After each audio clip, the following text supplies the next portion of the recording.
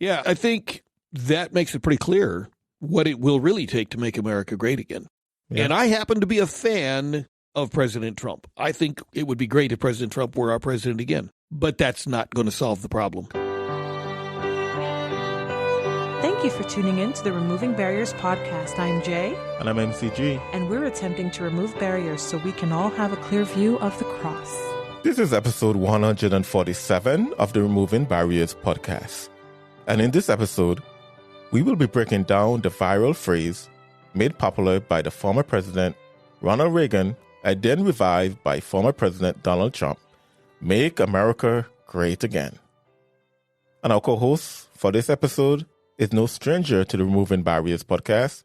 MD, welcome back, and thank you for joining us. Thank you. Appreciate the invitation. Great. Hi, this is Jay. MCG and I would like for you to help us remove barriers by going to removingbarriers.net and subscribing to receive all things Removing Barriers. If you'd like to take your efforts a bit further and help us keep the mics on, consider donating at removingbarriers.net/donate. Removing Barriers, a clear view of the cross. All right, MD. We're going to be breaking down the viral phrase, "Make America Great Again." But before we even go into that, I think it's important that we define what great means in this phrase. How would you define great in this phrase? Well, I suppose the simplest way to define it would be to go back to what, when I was a kid, made me think America was great. We had freedom of religion. Towns that I lived in as a child, my father was a Baptist preacher, and we got along with everyone. It didn't matter if they were Catholic. It didn't matter if they were Lutheran. It didn't matter if they were Jewish. They could be Muslim. It didn't matter. We got along. When we had a potluck dinner at our church, people of all faiths would come to visit. They didn't feel like they were intimidated, and we would tell them the gospel. There didn't seem to be any bitterness about that because we had a freedom. We knew we had a freedom. Even as a child, I knew I had the freedom to believe what I wanted to believe, to speak what I wanted to speak. I'm not sure we do that anymore, but I believe that makes America great. As I got a little older and the classes I took began to deal with the history of the United States and the Founding Fathers, I found many, many, many quotes from the Founding Fathers discussing that we could not even survive as a nation without relying on God. But they didn't say you have to be a Baptist. They didn't say you have to be a Catholic. They didn't say you have to be a Lutheran. You didn't say you have to be a Jew. You didn't have to be a Muslim. You didn't have to be a Buddhist. They only said we have to rely on God for guidance. And I think one of the things that gave our nation great underpinnings was that those men who founded our nation followed the tenets of what the Bible has to say.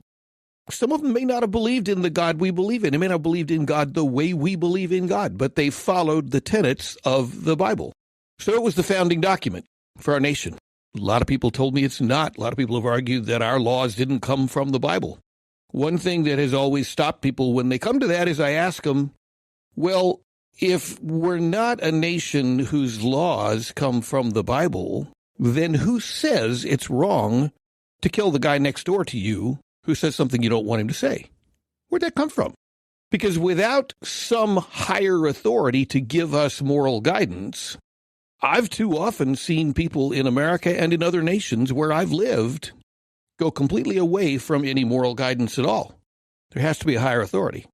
So I think one of the things that makes America great is the understanding that there is a higher authority to whom we are all responsible, no matter who we are. And yet we are free to make choices about what we do, what we think, how we speak, and equally we are free to pay the consequences of those choices. All right, before I go into my definition of what I think great means or what it should mean in that statement, what about those who would say, well, what authority there is that say that I shouldn't kill someone? One person told me society. Another person might say, the English common law. But I've been at the door where one lady told me it's society. Society tells me what's wrong and what's right. I would suggest to that society is too changeable for me to want to live the 69 years I've lived and understand that the society in which I live tells me what's right and what's wrong. I've seen too many changes already. I've seen too many cycles going both ways, swinging to one extreme and back to another when the one that we went to didn't work. That's a good point. What I did said to her when she said that to me was, so why is it that you're telling me that what North Korea is doing in their society is wrong?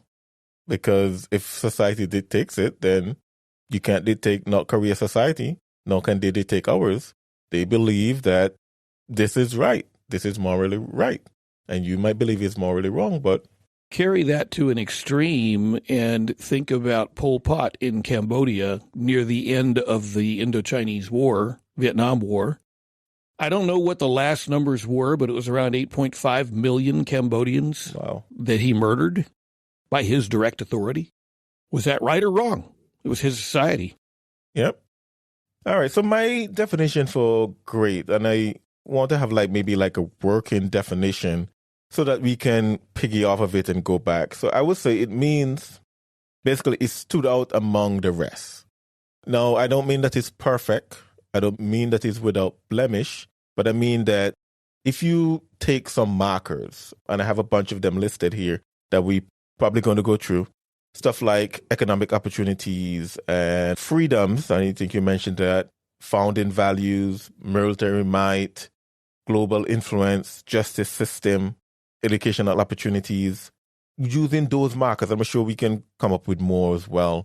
Does America stand out among the rest in terms of the nations? Maybe we can say, is it in the top 5, top 3 to top 5 of nations that you look at that nation, you say, you know what? If you go to that country, you can have economical opportunities, you're going to have educational opportunities, you're going to have freedoms and stuff like that. Using those markers, again, we don't mean without blemish. We don't mean that is perfect, but we mean that among the rest, when you compare it, it stands out. What do you think about that definition? I think it's a good working definition. Mm-hmm. I don't know if we live up to it any longer, but only because I don't know whether we're in 3 to 5% of the top. I don't know whether we're in 15%, 20%.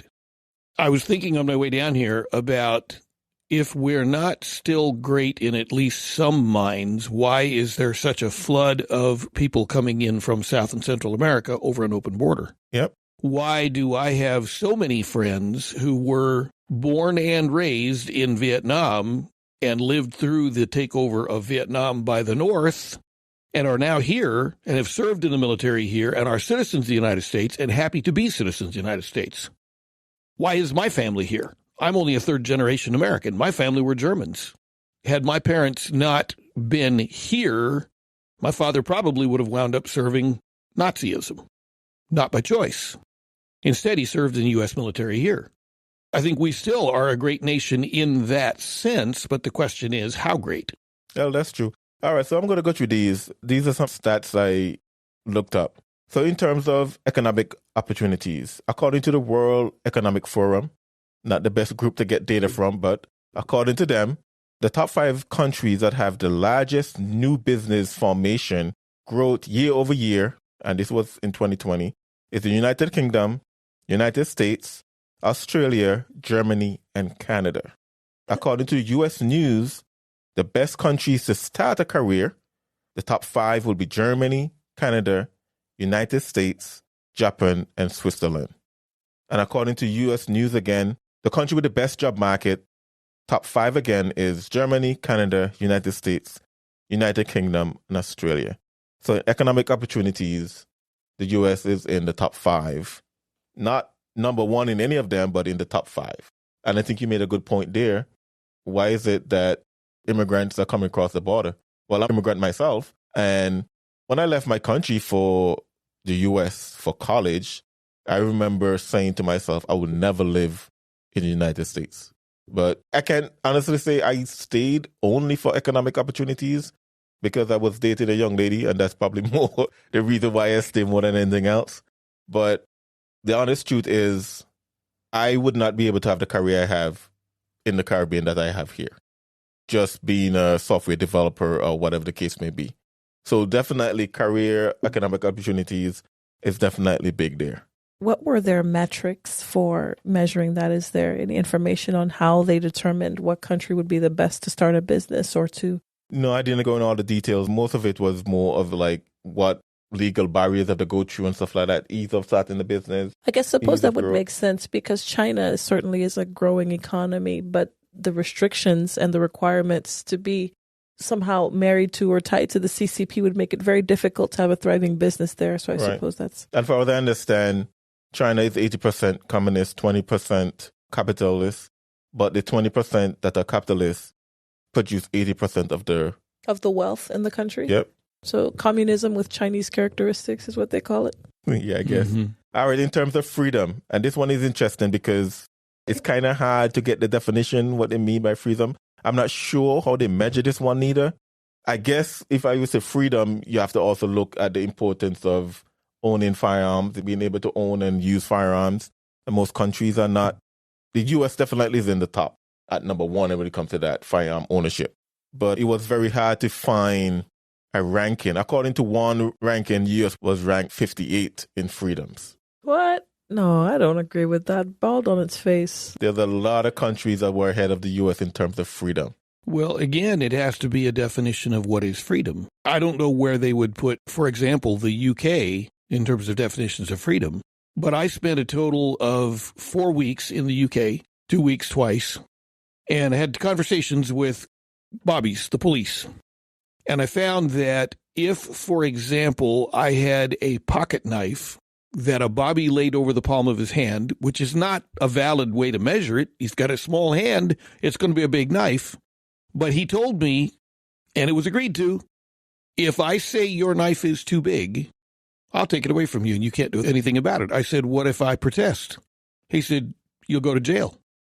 Then you'll stand before a judge in the Old Bailey and he'll stand with me. Where is the freedom? I know that in my work when I was in the Navy, we had a lot of things we could not say because they were classified, had many things we could say because they weren't classified. But in England during the Second World War and since, when they invoke the Official Secrets Act, the government says to you, you cannot say whatever. And it doesn't have to be anything of clear strategic importance. It has to be only what a politician says I don't want him saying. You don't have that right. And yet many people say that the UK is free. That's not freedom. It's been said by a lot of people here in America that the Second Amendment to the Constitution is what keeps the First Amendment viable. Mm-hmm. Our government should be afraid of the power of the people. I don't think it is very much, but it should be. And if it is, we will have the freedom to speak. When it doesn't care about the power of the people, because we have none, we'll be just like UK. You're not allowed to talk about that. And they'll put you in jail if you do. So I don't know where they put the UK in that list, but I think it's critical when you talk about freedom to understand what they term freedom. And if I could take us back for a moment, one of the countries that was listed, I think listed as number either 2 or 4, because I believe the U.S. was number 3 in terms of business opportunity, rather of startups of new businesses, was Australia. I don't know if you're aware or not, but you cannot move to Australia without financial means in hand, which you can demonstrate to the government in perpetuity. In other words, you go to Australia, you have to bring a business with you. It might be a good place to start a business, but not when just to go there, you have to take a business with you. Yeah, I heard immigration in Australia is very tough. Well, there's a lot of people who want to go there. And I understand that, too, because I know people who live in Australia. I used to work with a fella who chose to live in Australia, even though when he answered a contract call from our company here in the United States, he had 7 days to call in, choose to take the contract, and be here. But he lived in Australia with his family. He came to the United States probably 7 or 8 times a year. That's an expense. Yep. That's wearing on your body. But he loved Australia. So I've never been there, but I guess it's a really nice place to live if the conditions there are what you want them to be. So I'm not putting Australia down by any means. I'm just saying that I think these metrics that are listed, I think Jay is right. It's really important to know, how do they come to those metrics? Well, most of it, of course, you see, I got something from the World Economic Forum. So, these metrics are probably more left-wing kind of metrics, but I want to use them just to show, what would people find if they just do an internet search and check and say, hey, how does America rank in these things? These are the results that are going to come up. So in terms of freedom, that was a little bit hard, but I did find a report, as I said, and they ranked the U.S. at 58. But again, if you're not going to take firearm ownership as a mark of freedom, that might be a ding against the U.S. because we have the Second Amendment. Because most of the countries in Europe and all these countries are ranked in terms of freedom ahead of the U.S. And as you just said, a lot of those countries, you can't own firearms in a lot of those countries. So are they really free, as you say? Mm-hmm. Well, they're only as free as the government will allow them to be. And that leads me to the thought that maybe they're free today, but that's temporal. Mm-hmm. I mean, we've seen here with our government, I'm going to I don't want to say this too loud because I don't want to go to jail for saying it. Nowadays, you surely can. Never mind that you can argue it in court and get out, but only if you're rich. We've seen our government go from a government that believes our Constitution, that staunchly supports our Constitution, that has that as a framework of right and wrong, in less than 4 years, to a government where if you're rich, if you're powerful, if you're wealthy, if you're politically connected, you're above any reproach from the law at all. And if you're not, you don't have to do anything wrong to be thrown under the jail. No, that's true. And I think that's a marker of losing our freedoms and I believe so. I guess also losing the greatness that America was founded upon. I believe that too. The next one I have is founding ideals or beliefs. So, of course, this one, I can't get any stat in it, but correct me if you think I'm wrong, but I think defining ideals or beliefs for America would be making a more perfect union, all men are created equal, we the people determine the government, a lasting constitution, democratic republic, and a Judeo-Christian heritage. Founding ideals that make America great. I like that as a summary. I agree with you. In addition to those things that you mentioned, there are a lot of other influences that we can say played some role in some small way or another in the founding of the nation. We can never really get away from the fact that this nation is a derivative of or came from England.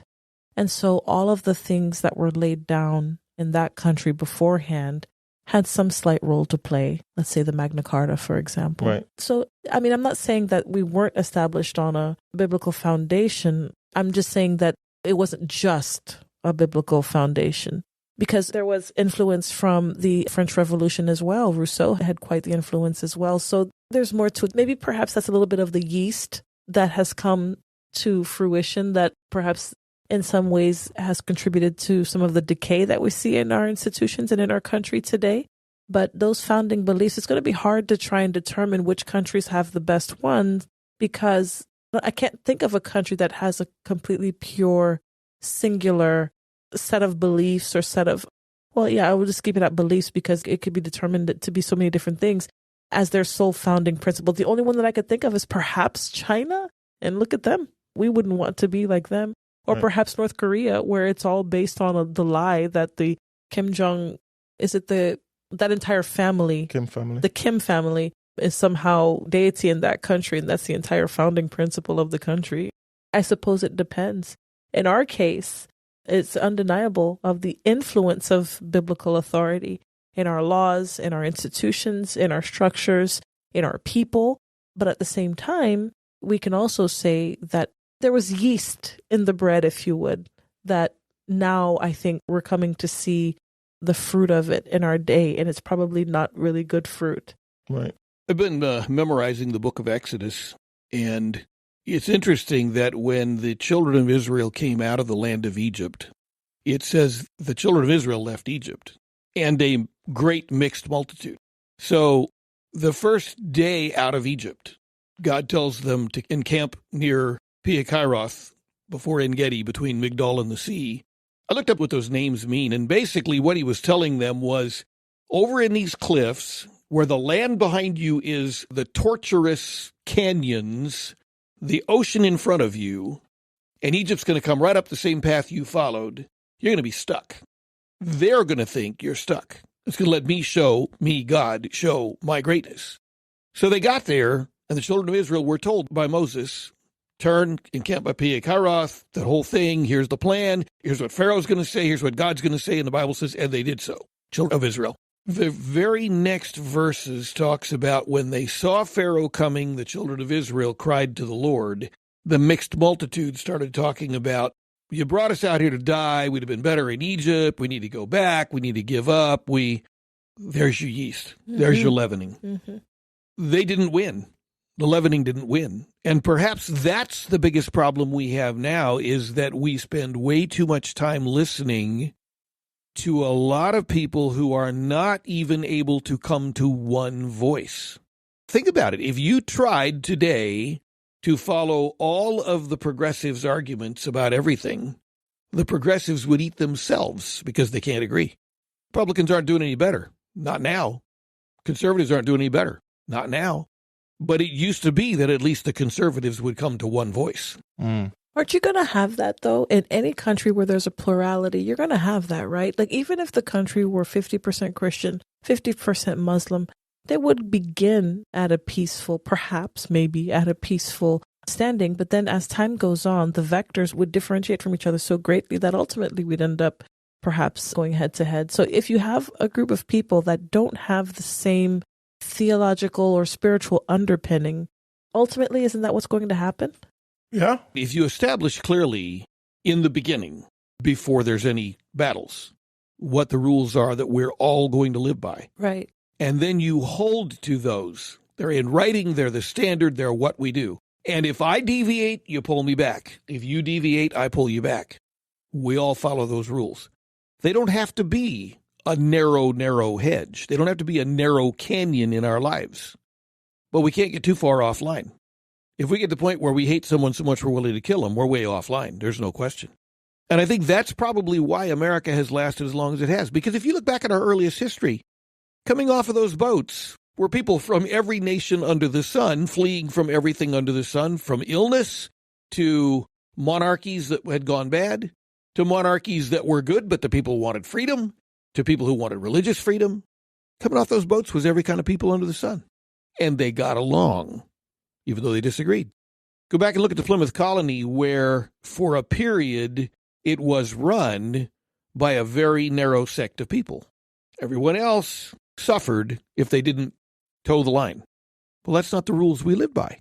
That's not the allowances of freedom. So once we establish the freedom, we've been as a nation, 250 years now? Pretty close, coming up on it. Yeah, but the argument can be made what you just said. If we have a document, the argument can be made that we had a document. We have a document, the Constitution, but yet we have a Supreme Court that you can basically predict how they're going to rule. And the prediction is not based upon the Constitution. The prediction is based upon their politics or who appoints them.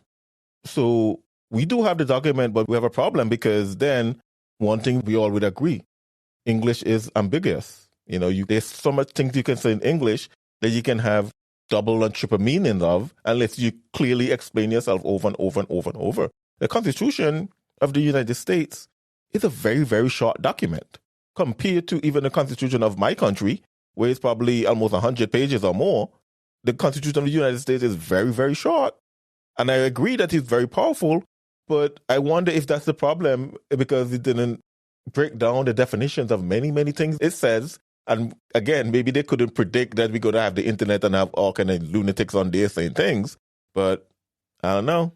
Do you know what the biggest argument was in the U.S. Congress against writing the Bill of Rights? What? If you enumerate the Bill of Rights, if you list, this is a right, this is a right, this is down the line, someone will find a way to say, but in between those, that's not a right. Yep. I know what the problem we had a little over a year ago, abortion. Sure. Found a previously unknown clause in the Constitution. It's not there.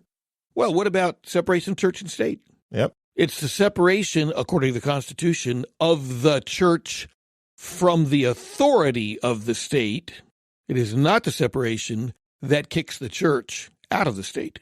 Right. And yet, what has society said? So I agree, but my point about the Bill of Rights was if you take a simple document and you proceed to try to explain it, I think you're much more likely to create bigger and bigger and deeper holes for people who are just looking for a hole to push you into, to go ahead and push you into. Well, that's true. And even other countries, like I mentioned, mine with 100 pages of Constitution, they're not better off anyway. So Anyways, it continues. You probably learned to read a little earlier than with a constitution like that because it takes you longer to get through it when you're a kid, right? Well, I've never read it. Well, I've read part of it. I've never read it the entirety. So military might, another thing that will make a country great, military might. And of course, the U.S. is in the top 5. At least U.S. is at number 1 in this one. U.S., you have Russia, you have China, you have India, which surprised me, and then you have the United Kingdom.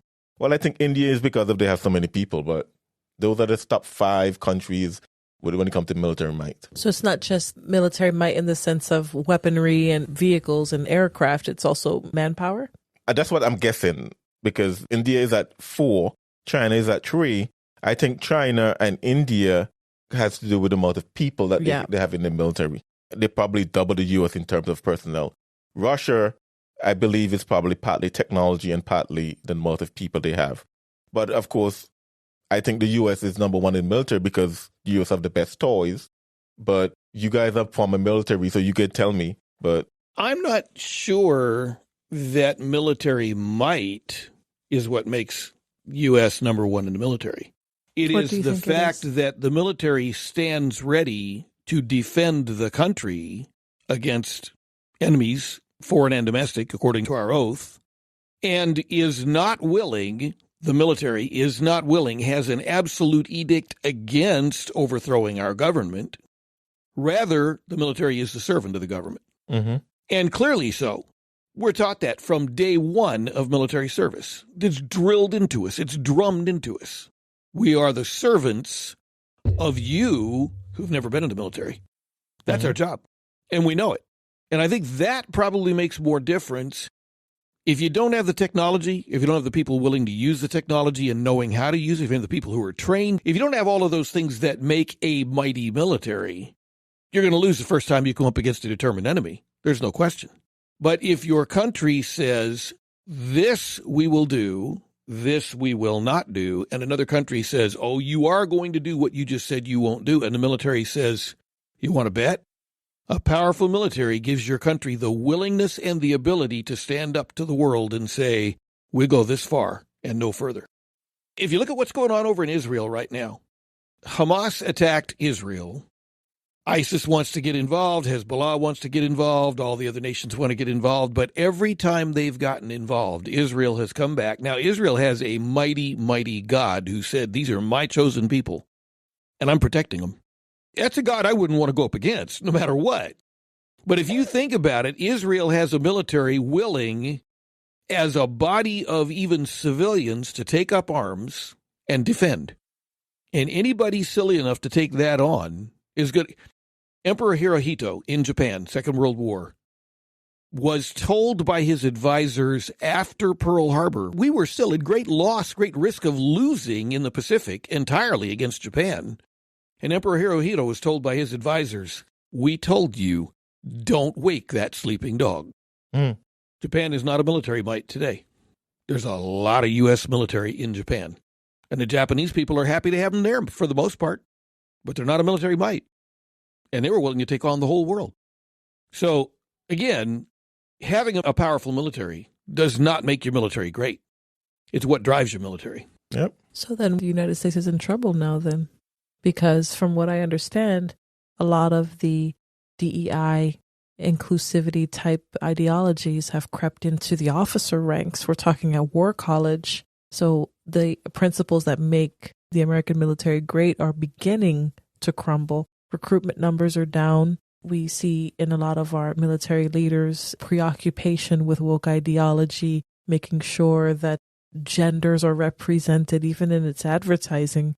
That's what they're championing now. So according to what you say about what makes a military great, America sounds like it's a little bit in trouble there. Do you know one of the biggest reasons we were in trouble when the Japanese hit Pearl Harbor? The fact that so much of our military leadership had never been to war. They'd lost track of what a military is about, and so they were politicians. They were about improving the world. They were about... It wasn't about transgenderism, we know that, but they were so distracted by so many things that had nothing to do with fighting the war. Now, what officers do we remember best from the Second World War who became those leading the battles that were most decisive. Patton, MacArthur, can't remember who was it went back to the Philippines. He said, I'll be back, and he was. I mean, pick the ones who were assigned to replace those who didn't know how to fight a war. So we're in that same situation now. The question is, would we be quick enough to move them out and get rid of them? And I think under our current regime, our current leadership, we would not. I don't think we would. Let me ask you this, though, then. We have been in a constant state of war since Vietnam. And you could make an argument against the industrial military machine. If we've been in a constant state of war since Vietnam, why is it the caliber, the quality of our leadership has declined in so many years? Is it a demoralization? Is it because the nation as a whole has turned away from the biblical principles? What do you think is happening there? I think it could be a large part that we've turned away from biblical principles, but I think it also is that when you say we're in a state of war, are we really? If the nation building type war. Bring it down to your neighborhood.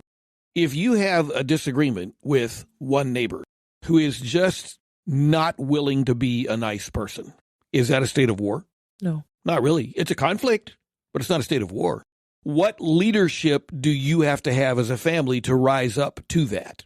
Exactly what you have.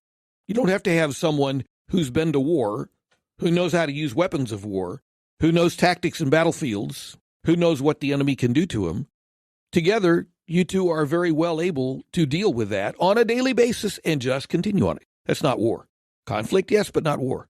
War is when the entire nation becomes involved, or large portions of the nation. Think about Vietnam. How long did it take for us as a nation to start talking about Vietnam as the Vietnam War rather than the Vietnam conflict, the Vietnam disagreement? It was called that. When I was a teenager, nobody would call it a war. Nobody even called it a conflict. It was a disagreement. And yet, an entire nation was at risk. And when the North overran the South, that entire nation was lost. But it wasn't our nation. It wasn't on our shores. It wasn't us. So it was never a war. So when MacArthur was put in place, when Stilwell was put in place in China, when, all those different soldiers, those different leadership who were very powerful, who were looked at, who guided, when they were put in place, it was because we were facing a war with Germany overrunning people we respected and had promised to care for. We were facing a war with Japan. I don't know if you knew it or not, but we were facing a war with Mexico because we intercepted messages between Japan and Maximilian in Mexico, who was a trumped-up president. I don't mean President Trump trumped up. I mean, he jumped himself into position. Japan told Maximilian, if you'll open a third front against the south of the United States, we will give you everything south of Louisiana and Texas and Oklahoma and all the way across the country. Who knows whether they would have done it or not? But he was certainly willing to try it. He was certainly willing to take it on until we told him through diplomatic channels, oh, by the way, we read your mail and you ain't doing it. And you don't want to face us if you think you're going to do it because you're a lot closer to us than Japan is and you're going to feel it a lot quicker than they are. But, I mean, the point is, we were, as a nation, at war. We haven't been. Even in Vietnam, we really weren't, as a nation, at war. All right, so the next one I have in terms of pointers that U.S. has to be in the top 5, top 3, top 5 to make it great is global influence. And I think this one was hard to find any clear data on, but this one is a no-brainer as well. I think the U.S. was the one country that export most of its influence and its politics and most of its culture to the rest of the world. Growing up outside of the U.S. and then now living in the U.S., most Americans don't know swat about the rest of the world. But the rest of the world know a lot more about America than America know about the rest of the world. And of course, we also have the phrase that America sneeze, the Caribbean will catch the cold. I think we see that the entire West probably catch the cold when the U.S. sneezes as well. So I think that's a no-brainer. Of course, we have Black Lives Matter as well, that basically U.S. social issues basically spread. Become globally. Very quickly, yeah. So we see definitely that the U.S. when it comes to global influence, for good or for bad, the U.S. definitely spread their politics and their culture. Justice system. This one was interesting. The U.S. again did not rank in the top 5 when it comes to justice system. According to Nomad Capitalists, Denmark is at number 1, Norway, number 2, Finland, number 3, Sweden at 4, and the Netherlands at 5 when it comes to the justice system.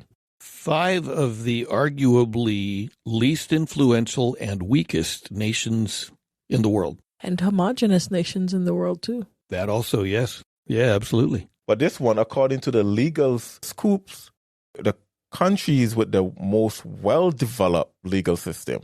So this one is the one who have the best legal system. The one with the most well-developed legal system will be the United Kingdom, Germany, Sweden. At number 4 will be the United States, and then Canada. I sure would like to know how they came about those. I would too. I wouldn't necessarily argue that the positions are wrong, but I would like to know what their rationale was. I don't know if the positions are wrong neither. But I think when it comes to legal, and of course, the first one was according to Know About Capitalist, if you want to look it up. Second one is by the legal scoops. I think when they talk about the best legal system, I'm imagining they're talking about, how much people are in prison, how easy it is to be defended and all that stuff. And then when they're talking about the most well-developed legal system, it has to do with processes, I guess, in terms of, in the U.S., it is you're innocent until proven guilty. And I would imagine it's the same for the United Kingdom. So you have United Kingdom, Germany, Sweden, and then the United States, and then Canada as the most developed. And of course, those nations are probably older too. So they probably have a lot of time to hone their legal system. So anyways, the U.S. was not in the top 5 for the best, but in the top 5 for the most developed. Educational opportunities. I was surprised the U.S. is ranked at number 1 in this one. Countries with the highest rank, according to World Population Review, it was the United States, the United Kingdom, Germany, Canada, and France. Why were you surprised? I thought China would be in there, and I thought the U.S. would not be at number 1. I'm saying that the U.S. has a good educational system, but I didn't expect China not to be in there, especially with some data I've seen coming out in terms of math scores and stuff like that. China was not enough. But I guess if you break it down by subjects, the U.S. might be lower in certain areas, but if you just say educational opportunities. At the risk of sounding at least disingenuous, considering China sending so many students to the United States to study, I'm not sure I'm surprised that the United States is ranked higher than China for educational opportunity, but particularly if one of the questions asked to come to that conclusion is, from whence to whence do students travel? China sends a huge number of students to the United States. There are a lot of students, Chinese students in the United States, who are here because they want to be, not because the Communist Party sent them. Right. Now, how much authority the Communist Party can now exert over them, I don't know, but I suspect it's pretty considerable. But the question would have to be, okay, if China were indeed a better educational system, why would we not go there and why would they come here? Well, one is, I guess you could go back to freedom, and 2, English is a lot easier to learn than Chinese, or Mandarin, or whatever they speak. I wouldn't argue that. I've never tried to learn Chinese. I had a friend who did, and he was incredibly good at languages. But think about it, though. I think the language that is most widely spoken is Mandarin or Chinese or whatever it is. And the next one would be Spanish. But the language that is mostly learned, I think, is English. Because English is the language of commerce, isn't it? I was going to say, but I think that's the worldwide influence America has had for so many decades, maybe centuries. But not only that, how much of the world did the UK colonize? More than half? Yeah, they did say that the sun doesn't set on the British Empire. Empire. Then, since the people that we know in the UK joke about two nations separated by a common language, we both speak English, but we don't speak it the same way. Why would worldwide every air traffic controller around the entire world, all air traffic business is conducted in American English? Well, I don't know if he's conducted American English. Well, I can tell you that it is. I used to work for the FAA, and I did a lot of software testing for the FAA. Maybe it's because aircraft technology originated definitely here. Maybe that's why. The Wright brothers. Maybe it's because aircraft technology originated here. But think about Blériot, who was French. Think about, there were some English inventors. The thing is, we tend to think that we invented it first. Maybe we did by moments. But there were people all around the world who surely wanted to have wings, and they were working on it. So maybe that's true, and maybe it's that we perfected commercialism in aircraft first. I don't know. It's something that'd have to be looked into to be able to make a decision about that before I'd take an opinion on it. I would say, though, I think most of the world don't speak American English. Like, I would say I don't speak American English. But this is something I observe because a lot of countries that you will say, even a lot of countries in Africa, you will say, hey, what language do you speak? Most of them will speak their native language, their native dialects. But a lot of them also, along with that, also speak English because they were formerly colonized by the British. But Americans will look at them and say, hey, yeah, they don't speak English. Even India. A lot of people in India speak English. Yep. Because they were formerly colonized by the British. But Japan was never colonized by the British or America. Right. But almost every Japanese person I have ever met in my life either speaks or is learning to speak English. Exactly. And as a matter of fact, they learn it in their grade schools. Now, 50 years ago when we were in Japan, we taught English. And the interesting thing is that someone who could sit and just monitor the Japanese people discussing something in English and correct their discussion could make the equivalent at the time of $15 per student per hour. And they didn't want your class to be 10 people. They wanted your class to be 30 people. Oh, wow. If you're in the military, you couldn't convert those yen to American dollars, so it wasn't as good as it might sound. But you could buy nearly anything in Japan for the amount of money you could make with a few hours of work in a week as an English teacher. Yeah, so I think that's one of the reasons why maybe the Chinese are coming, because it's way easier for the Chinese. As you said, they start learning it as a kid, English. Most of Americans are not trying to learn Mandarin or Chinese or anything. Well, no, and I was also going to say, when we were in Japan, I had a friend he studied for the ministry here in the United States. In fact, he spent 8 years, he was from Okinawa, an Okinawan native, but he spent 8 years studying here in various courses in college before he became a pastor over in Japan. And I was talking to Tamio once about kanji, which is the pictorial language in Japan, and he said that no one ever learns kanji. They learn words, they learn pictograms, they learn sentences in kanji, but kanji is constantly changing, continually, it never settles down. So I asked him, well, how many characters are there in kanji? And he said, the last I heard was about 4 years ago, and there were around 95,000. Oh, wow. Kanji, they don't use the same name for it in China, but it is a common language between the two nations. Doesn't always mean the same thing.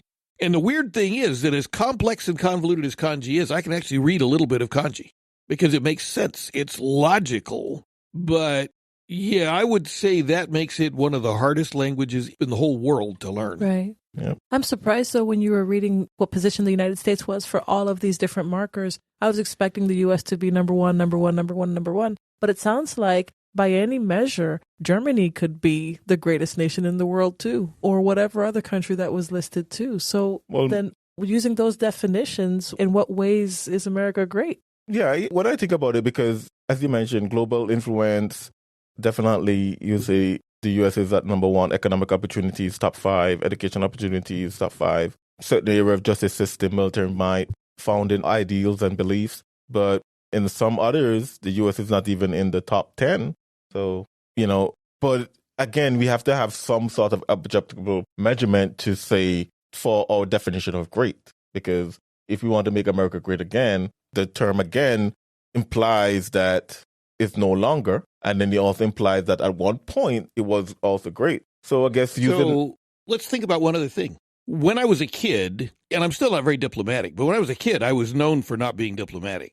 I said many things that really irritated people. And one of the things I said was that America was the absolute greatest. Mm-hmm. And all those other nations that didn't think so, who cares about their opinions? So you think it's a criticism? No, I think I'm probably a little more diplomatic than that now. I do care what they think. But I do believe that when we say America is great, we say make America great again. We say America was great. So when was it great? It's our view from here in America. Because I know German people in Germany that I've talked to, friends of mine, family that we still have over there, who are just irritated out the ears by us always thinking America is so great because they think Germany is the greatest. I suspect their reactions to those poll numbers you were listing would probably be very similar to ours. No, we're in number one. Everywhere we're in number. Well, okay, because that's your country. You love your country. I think that's probably one of the things that makes America great. So when was it great, though? When was it great? Yeah, because if this phrase is make America great again, it's no longer great, so we want to return to that. So when was America great? Well, it doesn't flow off the lips as well, but I would say make America as great again Yeah, it's, what is that, MAGA? Like I said, it doesn't flow off the lips as well. I still think America is great. Okay. I personally do. But isn't that one of the wonderful things about America? You might not agree with me, and it's okay. We don't have to come to fisticuffs over. We don't have to yell at each other about it. We just disagree if we want to disagree. And I'm not saying you don't think it is. I'm just saying you have that right if you do. Right. But the thing is, when you look at the phrase, and I think a lot of people were taken aback by the phrase when Donald Trump had it back in 2016, and now in 2023, he's running on it again. We're just going off the obvious questions. When would you say America was great? Because that's what the phrase is implying, that America was great at one point. And Donald Trump is saying, And I can make it now. great again. Right. If we take it as an absolute, I think America was great until 12 years ago. So before the Obama administration? We started going downhill. You know, I'm not being diplomatic. I'm not being nice. I'm certainly not being woke. But yes. On the other hand, I'm 69 years old. I've seen a lot of presidents. I've seen a lot of administrations go by. And I can tell you there were a lot of them that I thought were absolutely ludicrous, ridiculous, stupid, bad. There were more of them that I thought were absolutely wonderful. But honestly, until the last 12 years, I thought probably Jimmy Carter was one of the worst, most ineffectual presidents we ever had. I would ask you who has taken his place. We all know the answer like to I that said, question. before the last 12 years. And I don't even really know who the president is right now. I don't believe Mr. Biden is running the White House. All right, we'll take a break. I'll be right back. You're listening to the Removing Barriers podcast. We're sitting down with MD, and we are talking about the viral phrase, Make America Great Again. We'll be right back. Do you have the desire to earnestly contend for the faith which was once delivered unto the saints? Answers in Genesis can help. They provide biblically sound books, CDs, DVDs, homeschooling materials, VBS materials, online courses, digital downloads, and the Answers magazine, and more. Plus, tickets to the Creation Museum and Ark Encounter. Go to the Answers bookstore by clicking the link in the description section below, so you too can be ready to give an answer to anyone who asks the reason of the hope that is in you. Hi, this is Jay. MCG and I would like for you to help us remove barriers by going to removingbarriers.net and subscribing to receive all things Removing Barriers. If you'd like to take your efforts a bit further and help us keep the mics on, consider donating at removingbarriers.net/donate. Removing Barriers, a clear view of the cross. Okay, if America was once great, was it only great for some and not all? Or was it great for everyone? What's your thought on that? I absolutely think there have always been dichotomies between those for whom it was great and those for whom it was not. I grew up in California before California went crazy. And one of the things we had to study in order to graduate 8th grade in California was an entire year of detailed history of California, warts and all. Anybody ever heard the term Chinese laundry? Mm-mm. They were all over California. In the old days, in the days of the frontier west, in the days of the gold miners, the gold rush, you couldn't get your laundry done by anybody but the Chinese could not get any other job. Mm. Is that segregation? Sure it is. Anybody hear the term your cousin Jack? No, where you find these terms? Every railroad operation, laying rail, had someone, a Welshman from the mines, named Jack. Mm. He was the cousin of the guy who was on the team before him. So every Welshman who came over the horizon and was looking for work on a railroad laying job always asked the foreman, hey, you got room for my cousin Jack? That was the joke. But you wanted to see people who lived a rough life, who lived a really deprived life? Railroad people, Welshmen, almost always. Yeah, it's always been. There have always been people who had to work up from the bottom to get anywhere. Always. It hasn't always been, yeah, you can start there and rise. Sometimes it was you can start there and stay right there forever. Mm. It's not right. It's wrong. But as one of my sons said when he was about 15 years old and he and I were having one of our endless debates about politics, politics is great for running a country. It's the people that mess it up. Out of the mouths of babes. I think one of the things is, I'm just going off of some accusations that Donald Trump got with this phrase, even though if you dug into history, it wasn't original to him. He basically stole Ronald Reagan's phrase. I think Ronald Reagan said, He said, let's make America great again. right. And then Donald Trump dropped the let's and said, make America great again. And one of the backlash he got, it was that, yeah, was it only great for some? But also a lot of black folks look and say, well, America's never been great for me, which of course I disagree with, but they look back and say, okay, well, if you go back to the 18s, we had segregation, we had Jim Crow redlining, the 17s pretty much the same. The 60s, we had LBJ and all the stuff that he basically divorced your husband and married the state. And again, if you look at the stats, because of course, if you ask Larry Elder and the stats that he always give, before the 60s, the marriage rate and the rate of birth into a married household for black kids were about 75%. Now it's flipped. It's 75% or plus that are married without being into a household with a father and a mother married. But a lot of black folks, especially those on the left, would argue that America has never been great for them. They have never been able to be equal in their country. And that's why they take exception to the phrase, make America great again, because when you ask them, when was America great?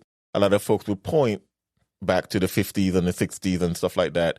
And if you look at it, I normally watch old television shows. So I'll watch something like the Andy Griffith Show or Gomer Pyle, USMC, or stuff like that.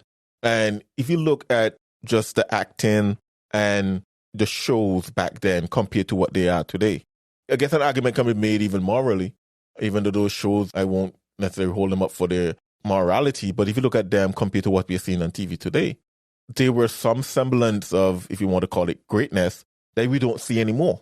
Because today it's outright vulgarity on the TV compared to what you will see in the black and white shows of the Andy Griffith. And if you want to come to the 70s and the early 80s, the Little House and the Perry type shows. We don't have those today. A lot of Christians would even look at those shows and say, well, yeah, they're not clean. But when you compare them to, I don't watch TV, but when you compare them to what we are seeing today, let's call it Keeping Up with the Kardashians, Yeah, Eastern Shore. Yeah. Yeah. Well, it's interesting that you bring that up because I was in a giant grocery store today and they were playing Motown, but they're also playing Creedence Clearwater Revival, which if you're old enough, you remember what that was. They were really in vogue when I was in high school. They were playing a lot of those things that were 70s. And I looked over and 15 feet from me, there was a black lady my age. She worked in the store. And she was singing along. And I started singing along.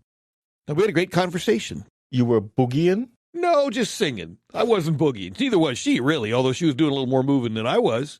But we were both singing songs that we knew from when, and it was really interesting because her whole view of her life history, same age mine, those times you're talking about, was by and large pretty positive.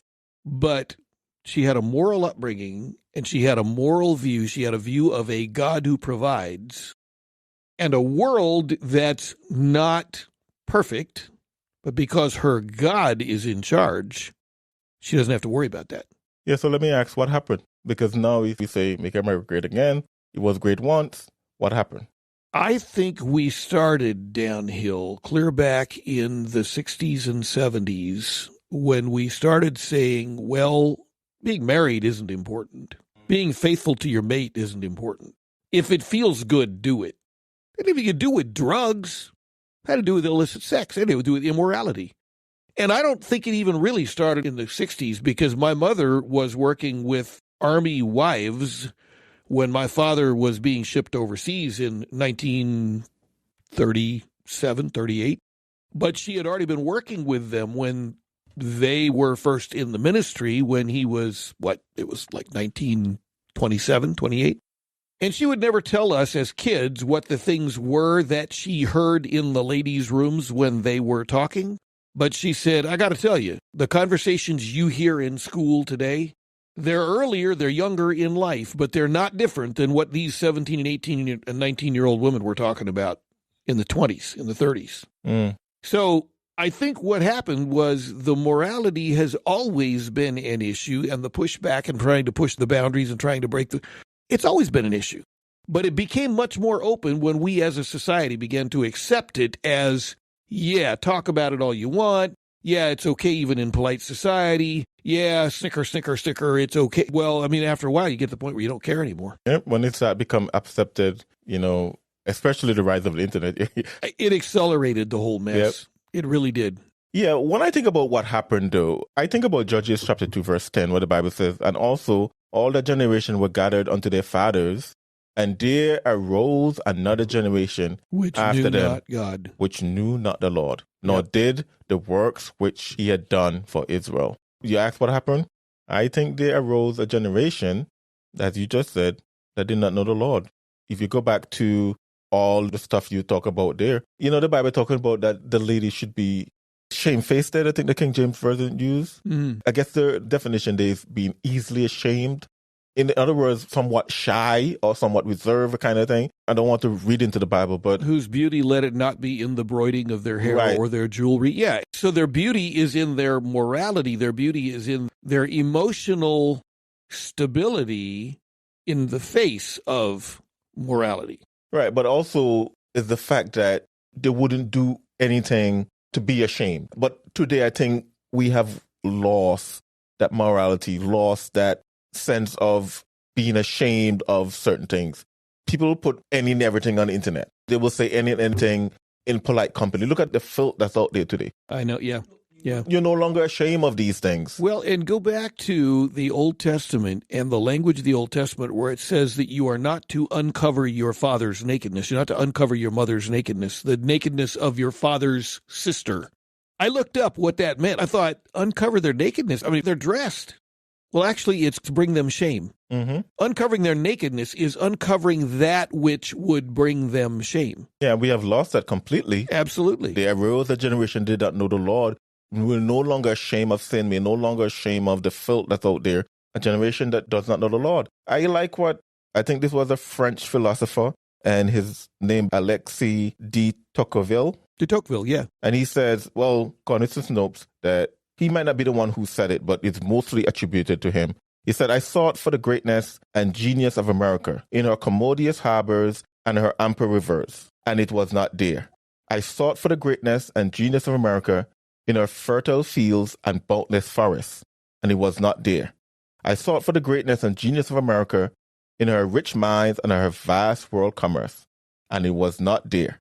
I sought for the greatness and genius of America in her public school system and her institutions of learning, and it was not there. I sought for the greatness and genius of America in her democratic Congress and her matchless Constitution, and it was not there.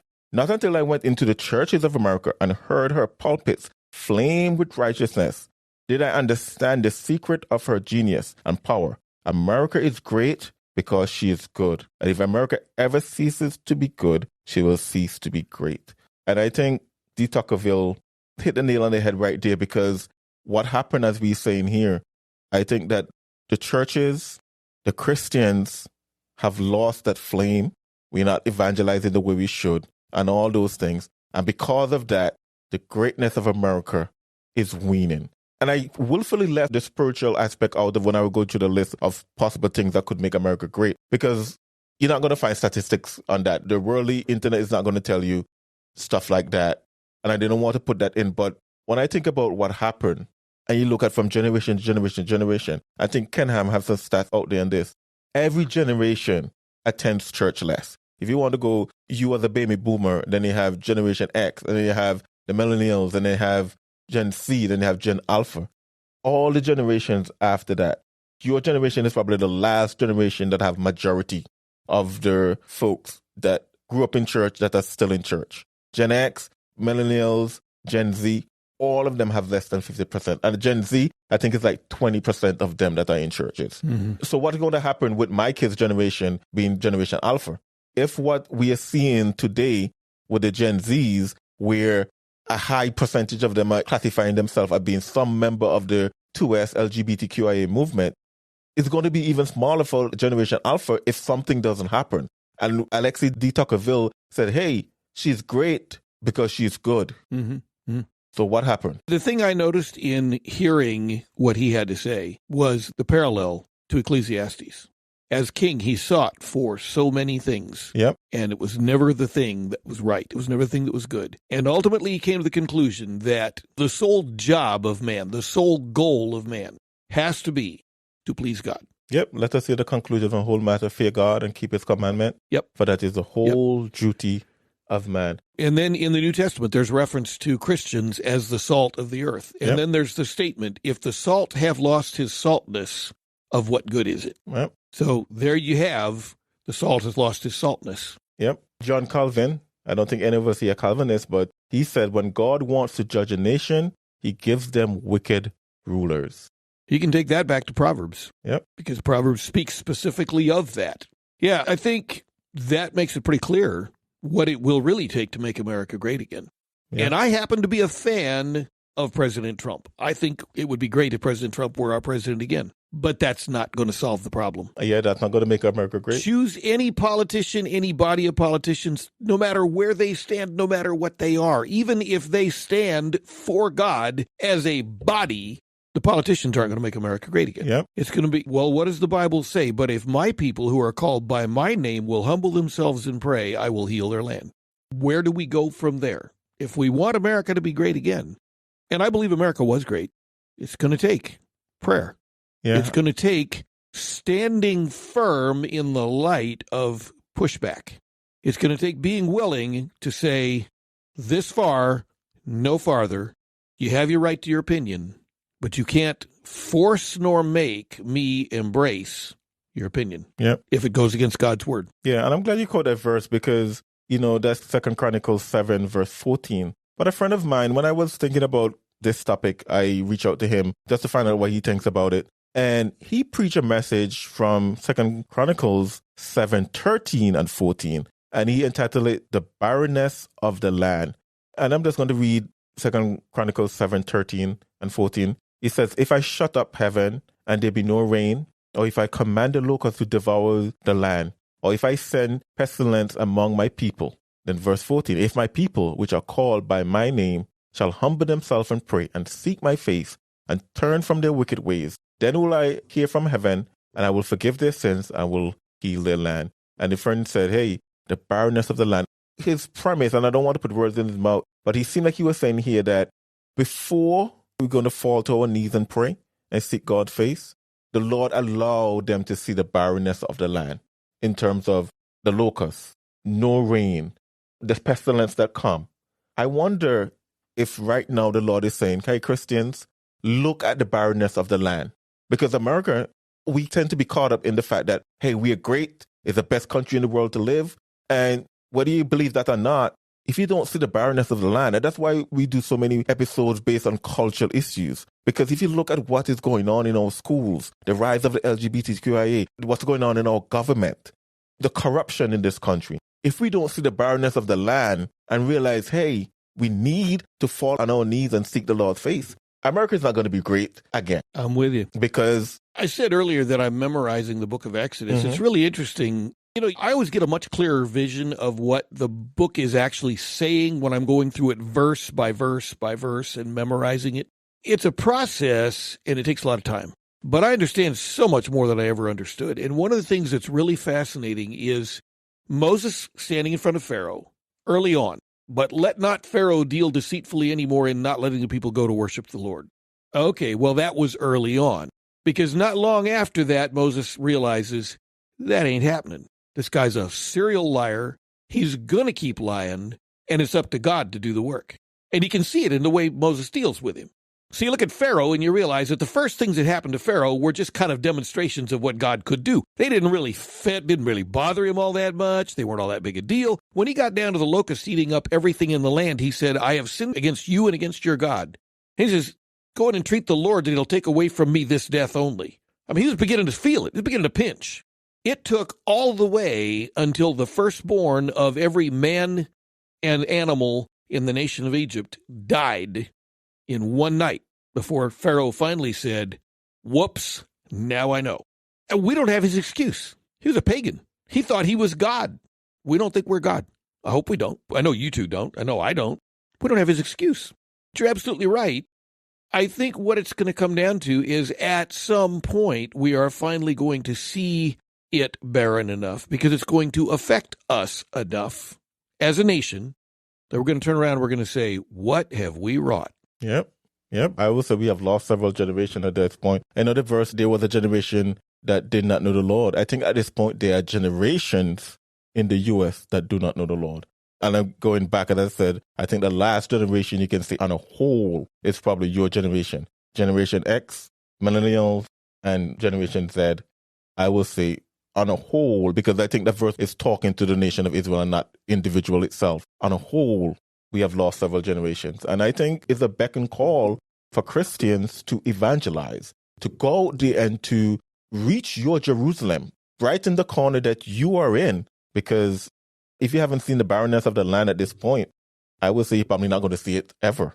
Because at this point, we are barren. Mm-hmm. Anyways, MD, thank you so much for joining us on the Removing Barriers podcast. Thank you for inviting me. As always, it's been very enjoyable. Hey, thanks so much for listening to the Removing Barriers podcast.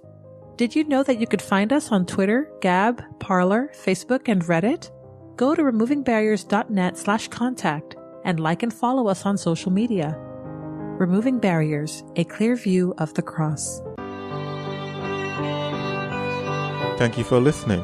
To get a hold of us, to support this podcast, or to learn more about Removing Barriers, go to removingbarriers.net.